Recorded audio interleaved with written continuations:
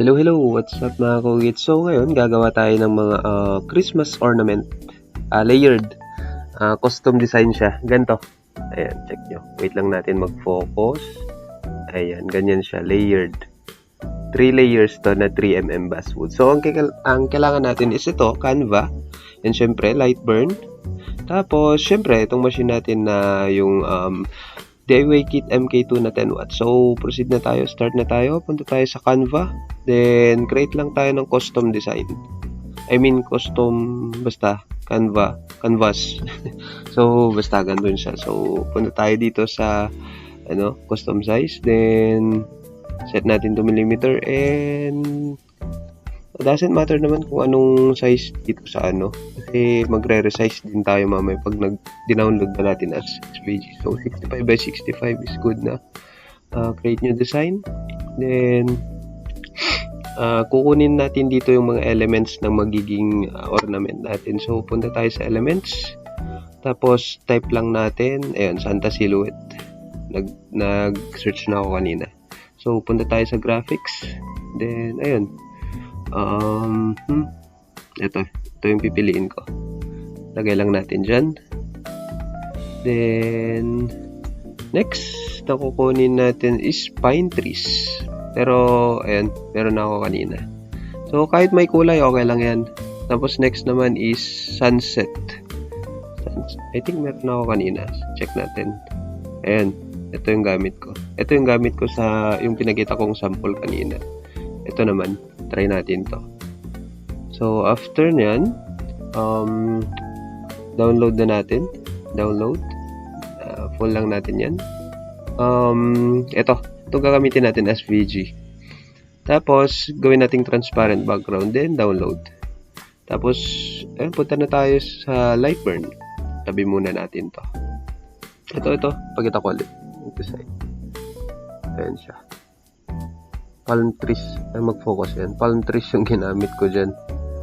Ayan. Tapos, lagay muna natin dyan yung camera, then up natin yung cancel layer. So, Control I para mag-import. Then, yung galing sa Canva, click lang natin. So, ayan na siya. Ayan. Tanggalin na lang natin tong ibang lines. And then, select all natin to. Itong pine tree, then Control W para ma-weld. Ayan, so, yan.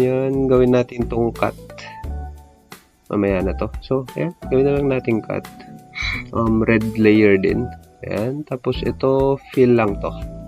Ayan, magiging fill yan. Gawin natin blue layer. Tapos, naka-fill. Tapos, next, gawa na tayo ng, ng circle. Tapos, itong ellipse tool. Ellipse tool. Ayan, ellipse. Tapos, hold natin yung shift para makagawa ng perfect circle. Ayan, hindi na select lahat to. Kaya may naiwang Ayan, select natin lahat. Then, gawin natin blue layer. Tapos, ito. Gawin lang natin black. Tapos, gawin natin fill. Line. Ayan. Tapos, ang size ng gagawin natin, kahit 55mm. Ayan. Important na nakalock to para susunod sa size nito. Yung nilagay nating width, ganun din yung height niya. So, ayan.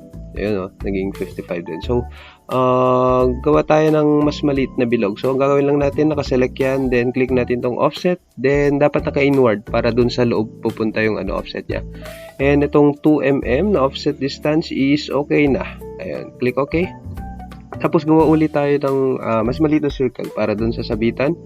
Click natin ulit ito ang ellipse tool, then hold shift ulit, then gawa ng ganyan. Tapos 8mm. Ayan, 8mm. Okay na yan. Bala na kayo dyan. Tapos, lagyan ulit natin ng maliit na bilog. Offset ulit. Inward. 2mm. Ox na yan. Ayan. Ayan, okay na yan. Kahit 3mm. 3mm. Ayan. Tapos, lagay natin dito. Ayan.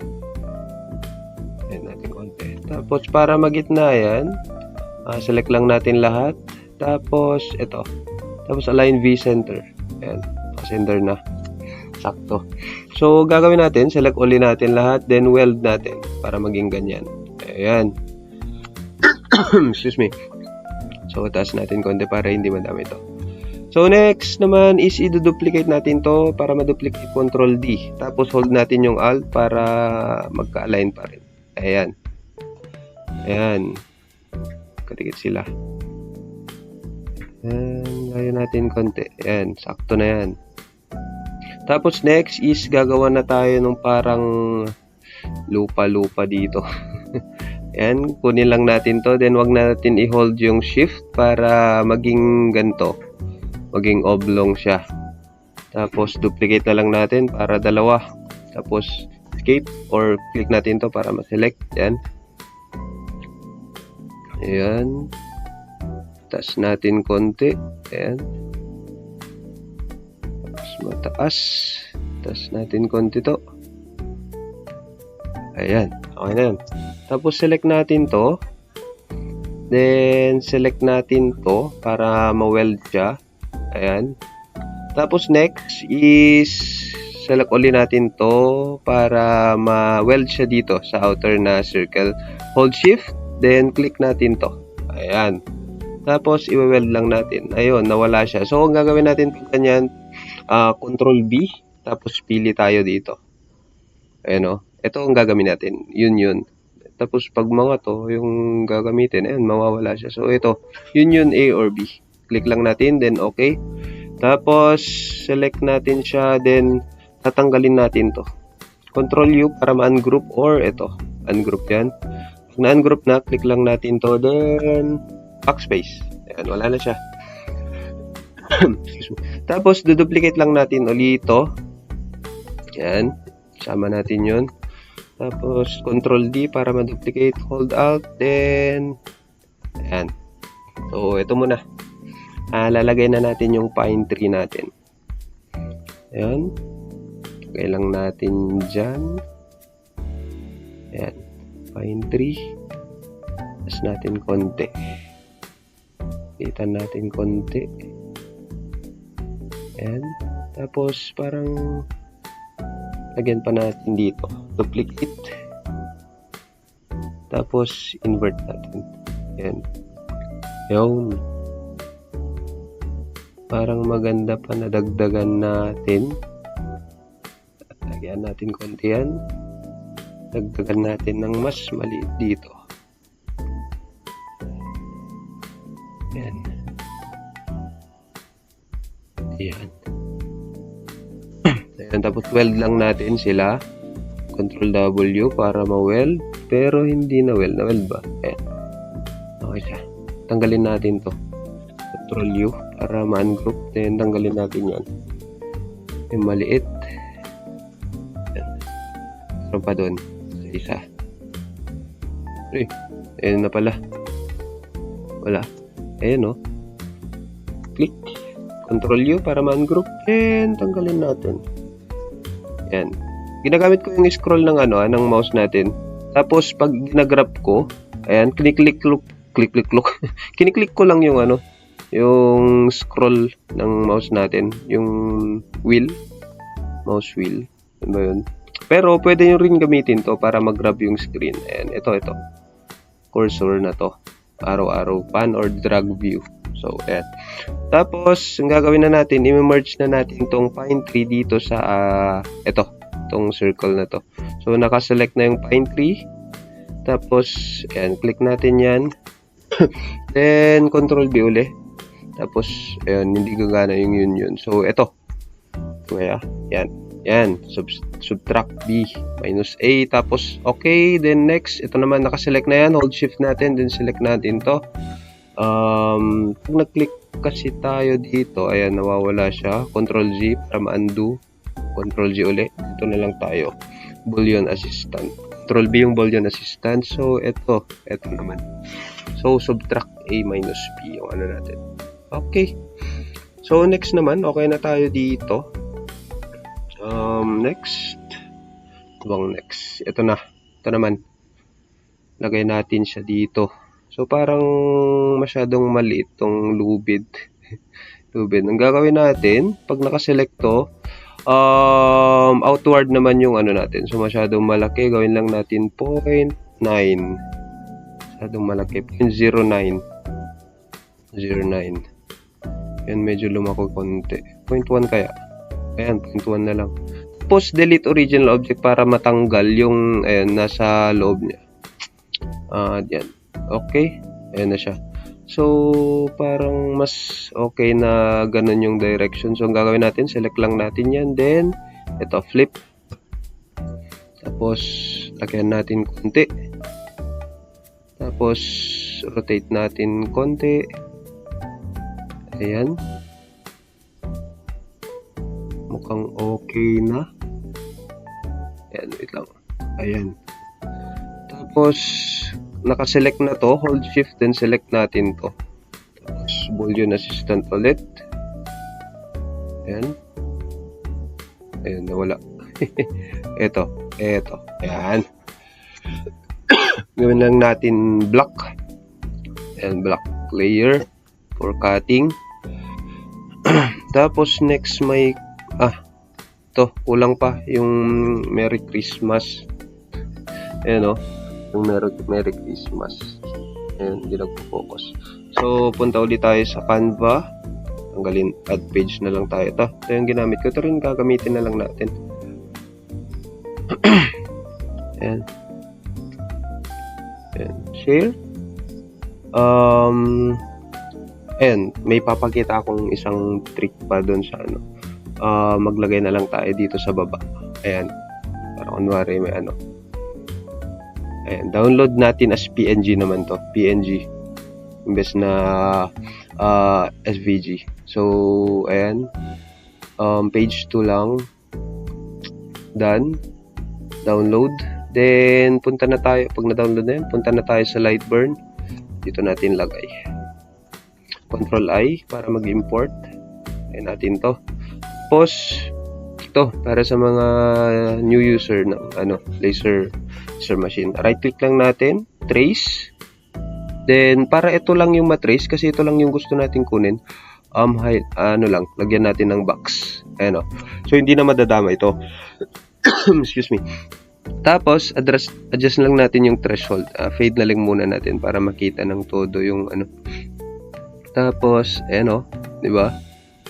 Tapos, kung okay na sa inyo yan, ayan. Click OK. Delete image after trace. So, mawawala na yung original image. Okay. Then, gawin natin tong blue. Para ano din. Fill. Ayan. So, lalagay natin siya dyan. Ayan. Ayan. Zoom. Excuse me. Ayan. Lagyan natin sa gitna. Center. Ayan. Hindi naka-group to. Group natin. Control G to group. Tapos center natin. V-center. Ayan. Okay na siya. Okay naman na. Merry Christmas. Ano yan siguro. Tapos ito pa pala yung background. So group natin to. Control G, lagay natin dito. Tanggalin na natin tong inner na ano niya kasi hindi naman makakat to. Control U, ungroup. Tanggal to. Lagyan natin to. Excuse me. Ayan. Ayan. Okay na. Tapos lagay natin center. Ayan. Group muna natin. Center. Ayan. Okay na siya. Feel ready to cut na tayo. Ayan. Set muna tayo ng parameters. Punta tayo sa cuts and layers. Tapos ang fill natin ay yun. Fill natin. Punta tayo sa material library. 10 watts. Basswood. Fill. Ayan. Dark. Assign lang natin dito sa blue na to. Blue layer. So, naging, ito yung ano ko. 6580. Tapos, 423 yung ano ko. Ayan. 423. Next naman is cut. Ayan. Click lang natin tong layer na to. Then, ito 3mm. Cut. 1 pass. Assign natin. 290. 1 pass lang yan. Okay na. home. Up natin yung camera. Lagyan natin konti. Ayan. Update lang natin yung overlay na. Ayan. Ito. Third party app nga pala yung gamit ko sa parang pang camera ng Lightburn. Yung camera ng phone ko. Phone ko yan. Tapos, home. Tapos, naka-check natin yung focus. Tama yung focus.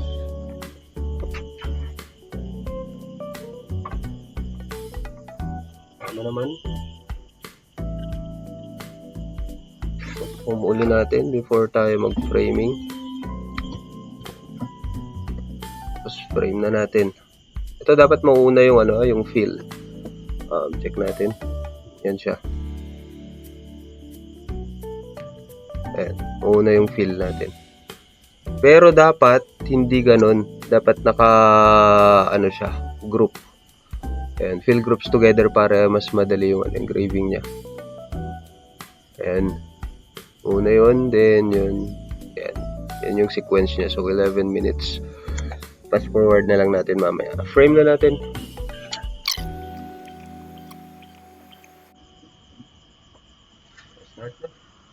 Okay na yun. Kaya naka-frame continuously pala tayo. So, fill 6.5. Yun na lang kaya nating 7K. Tapos, start na natin.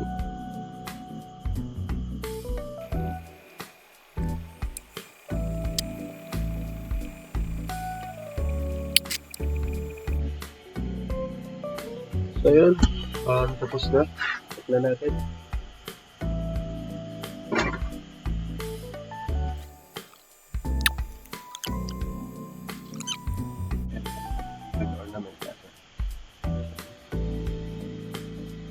Yan siya. Glue lang natin. Wait lang.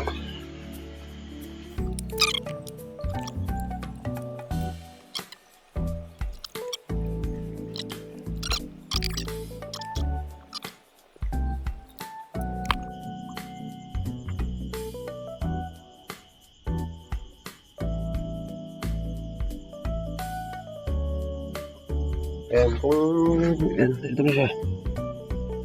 Ayan o.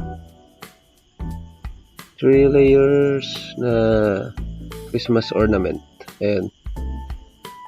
Ito naman yung nauna. Tanggal na yung isang layer. Ayan. Ayan. Ayan, so yun lang yung process. Medyo madali lang. Ayan, so goods na tayo. And for more contents like this, don't forget to like, share, and subscribe. Ayun. Peace out. Bye-bye.